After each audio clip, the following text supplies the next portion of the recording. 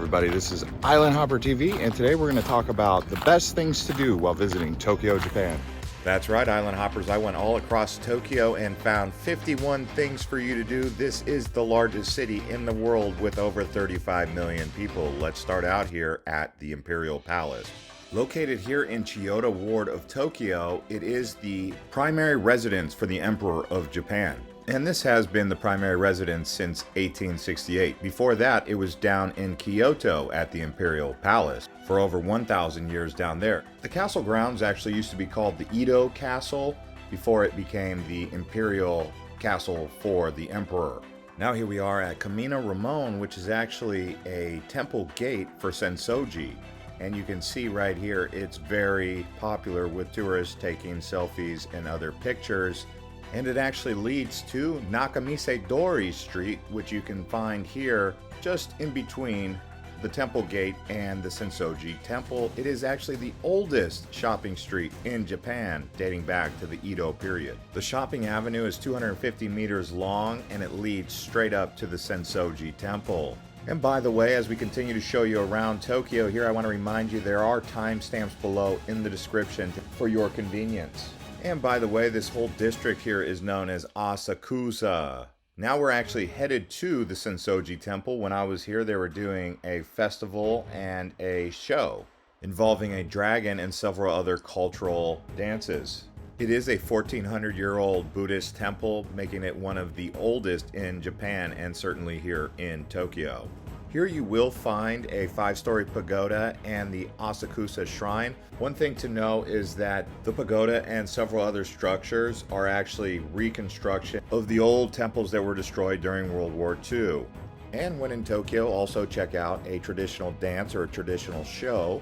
They're called kabuki, but you can find them oftentimes at temples on holidays or even on the weekends. So be on the lookout for those so you can actually see some of the traditional cultural stuff here in Tokyo. While I'm here in Japan, I'm actually going to go down to Kyoto, Osaka, and Nagoya. So do be on the lookout for those videos as well, because they also have cultural significance here in Japan. It's not just all about Tokyo. There's also an interesting puppet show at the Bunraku Puppet Theater, so consider checking that out. Now here we are at the Tokyo Skytree, standing over 634 meters, that's 2,080 feet, making it the tallest tower in the world and second tallest freestanding structure after the Burj Khalifa in Dubai. And the price is 3,100 yen for adults, which comes out to around 20 US dollars. Just keep in mind, 149 yen equals 1 USD. And if you're looking for something a little more relaxing, consider a river boat tour along the Sumida River that flows right through Tokyo City into Tokyo Bay. Depending on the river cruise that you choose, prices start around $9 per person. This one going from Asakusa to Odaiba, in what I consider to be a really space-age looking watercraft, as you can see.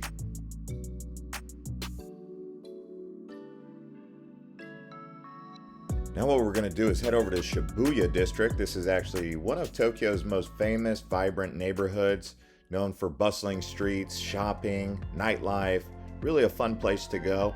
And famous for the Shibuya crossing, which was one of the most busy pedestrian crossings in the world. It is a must-see attraction if you've never been here, especially when the light turns green and people just flow right through the streets in all directions. Shibuya is also known for nightlife. Check out Shibuya 109 if you're into shopping, because it's a famous shopping complex for young ladies. I would say try to visit here either in the late afternoon or early evenings for the best experience. And just down the way is the Olympic Stadium, a really cool architectural design. If you can catch an event here, watch a game, definitely try to do so. This is where the opening and closing ceremonies of the Tokyo 2020 Games were held.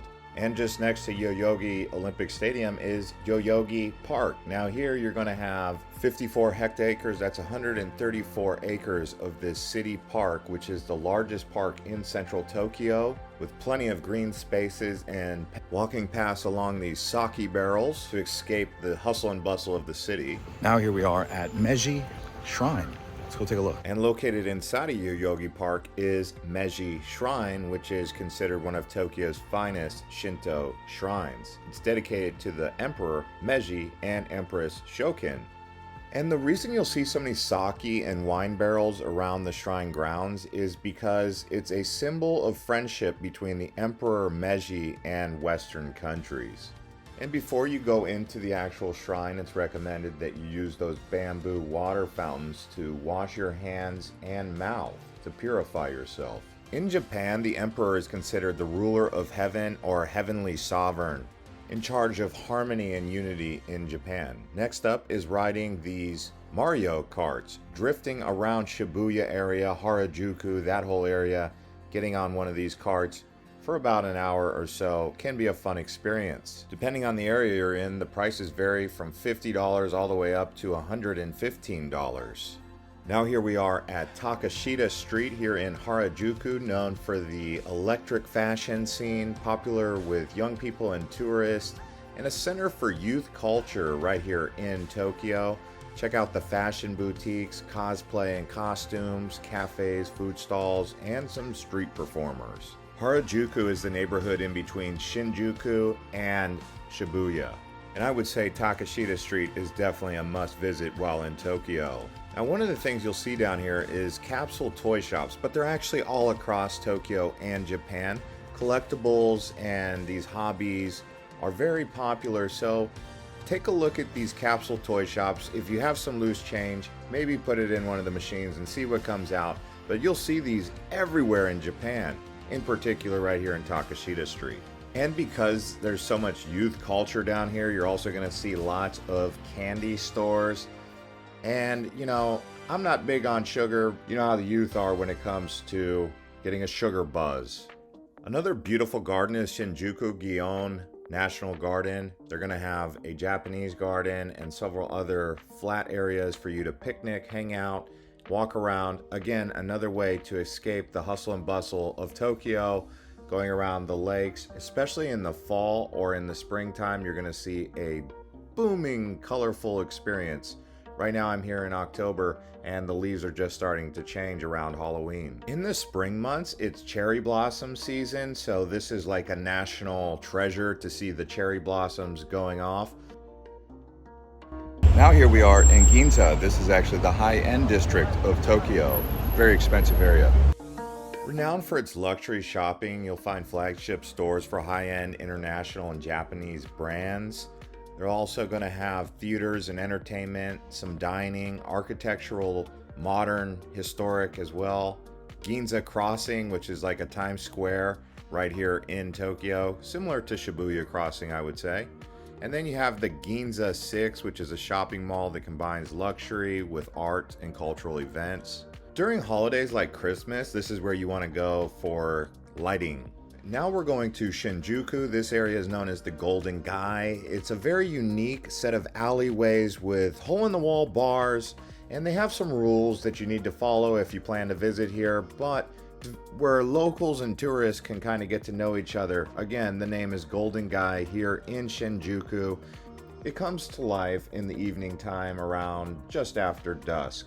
Some of the rules include don't drink and smoke on the streets, don't throw any cigarettes or trash on the ground, don't do any loud shouting, or blocking people from passing through the streets. And then just down the way is going to be the modern area of Shinjuku where they have the Godzilla statue. You can go to the Hotel Gracery and see that up close or take a picture from down below.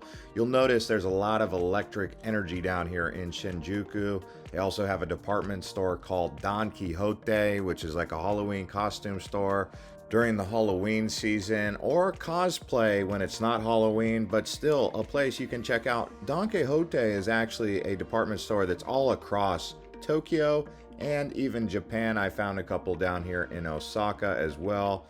Remember, Japan is really popular with collectibles, cosplay, anime, hobbies. All of that's really popular here. Unlike in other countries, you'll find a lot of that here. So this is why I keep pointing out the hobbies and collectible stores. Then you have Shinjuku nightlife. So right next to the Golden Guy, you have the Shinjuku nightlife. And this is probably the craziest nightlife you're going to find in all of Japan, especially here in Tokyo. Most of Tokyo is very clean, but you'll notice that down here in Shinjuku, especially after a Friday or a Saturday night, you wake up in the morning and there's going to be litter and trash everywhere. So if you're not big on loud noises and a bunch of debauchery, then probably avoid coming down here in the nighttime for the party action. And I highly recommend riding the bullet train from Tokyo. You can get to Osaka in 2.5 hours. You could also get to Nagoya in an hour and 20 minutes. It is the fastest train in the world, called the Shinkansen. Next up is taking a trip to Mt Fuji. Again, this is something you can ride the high-speed train down to Fuji, and then you can actually do a trekking experience up into the mountain.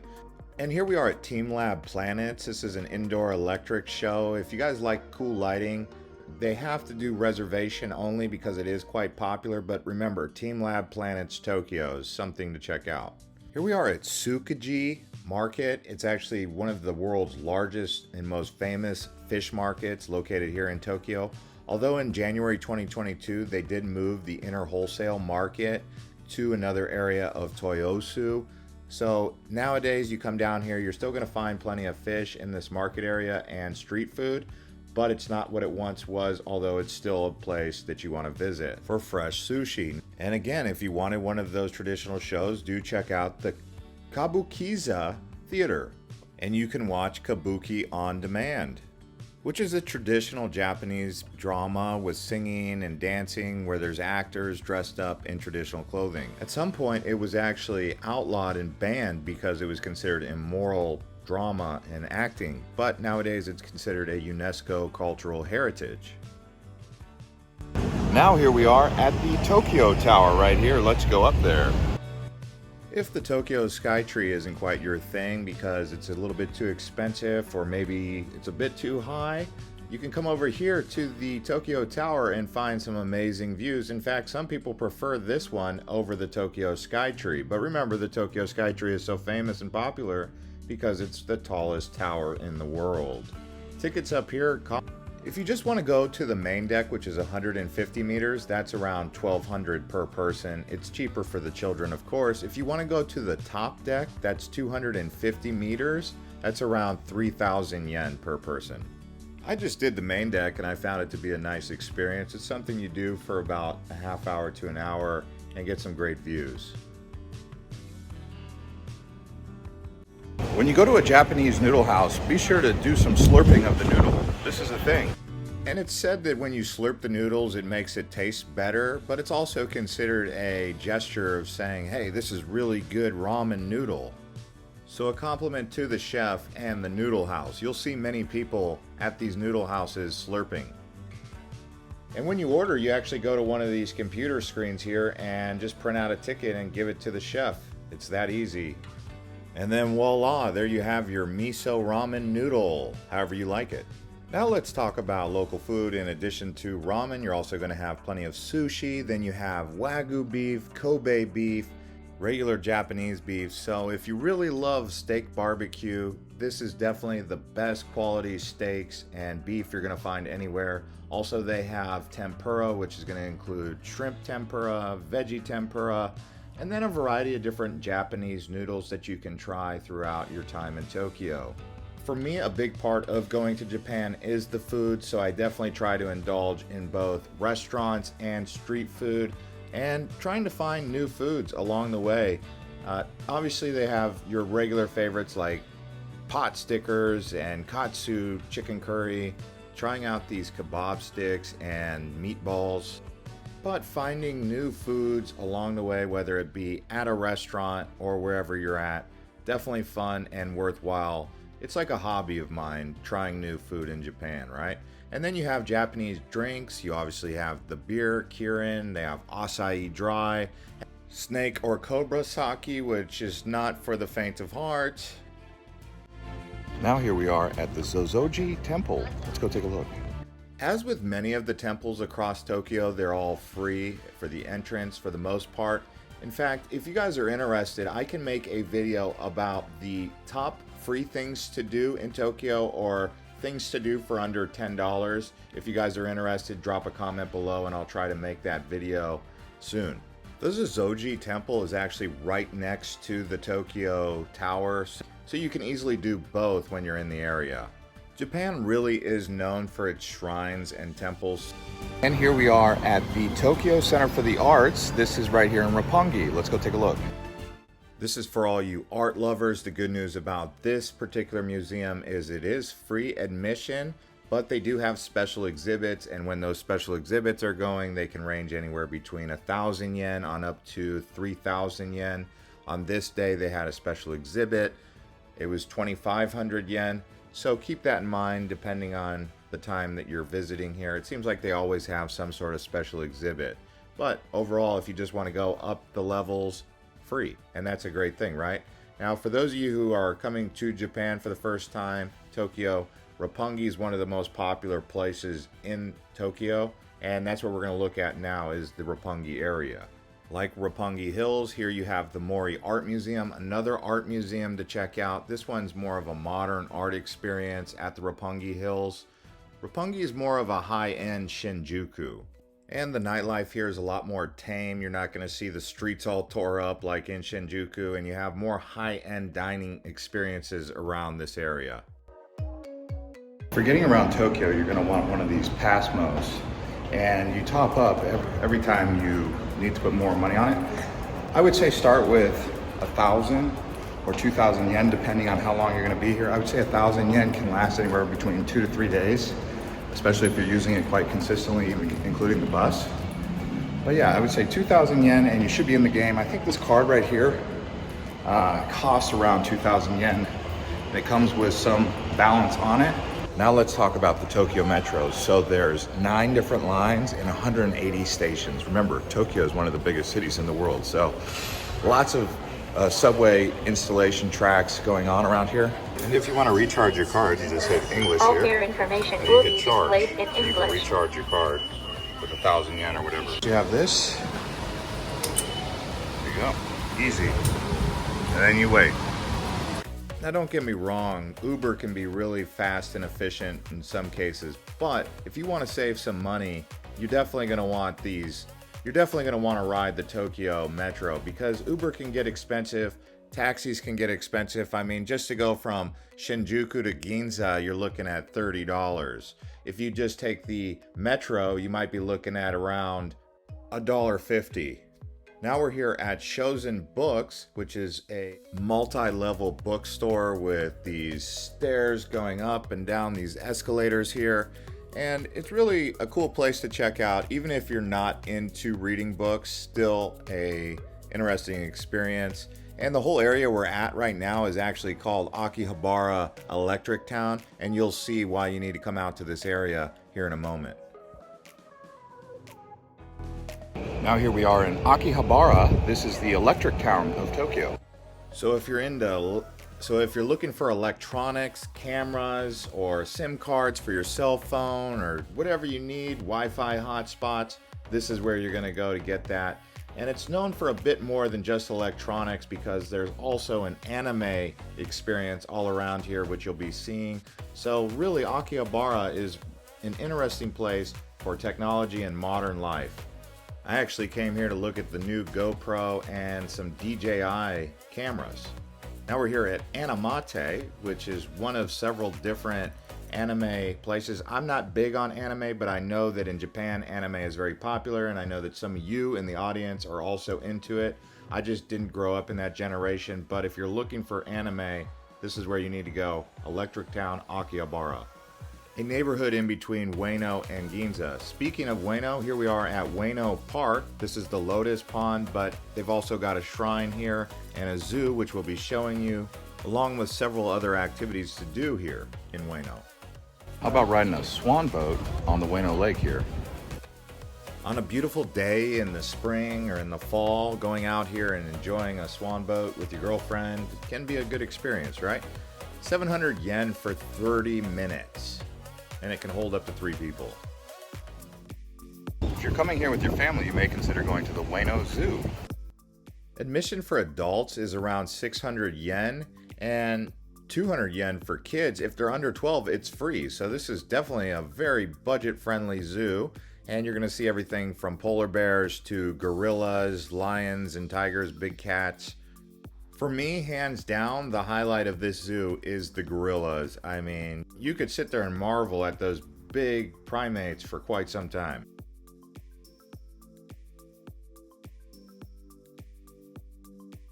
And staying in Ueno here, we're at the Tokyo National Museum. The price to get in here is around 620 yen. That's about $6 for adults. Open from 9:30 to 5 p.m.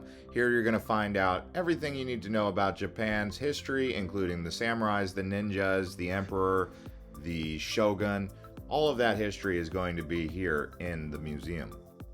And really, if there's any part of Tokyo where they're going to have the most museums and historical stuff, it's really going to be here in Ueno. So if you're looking for one of those kind of days, luckily you're going to have several different museums side by side. This here is the Museum of Nature and Science.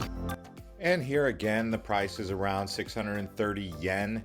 And if you're a university student, you're going to get a benefit, maybe even free. So do check the prices on that before arrival. But here you're going to find a lot of different natural history, facts, and exhibits. Really a nice museum to discover, just like many other national museums for nature and science across the world. But here in Tokyo, definitely worth checking out if you want the kids to see some cool stuff. And then you have the Ueno Royal Museum. This is actually an art museum right down the road from all the other museums. So again, museum day right here in Ueno. They had a Monet exhibit while I was here, and the lines were all the way wrapping around the park. A short 5-minute walk away from the Royal Museum is the Moon Pine Shrine. It's this unique looking shaped pine tree that you can see the moon through, so they say, but it's a shrine, and people go here just to take the picture. And right next to there is going to be the Saigo Takamori statue. He was a famous samurai, and you could see his dog there.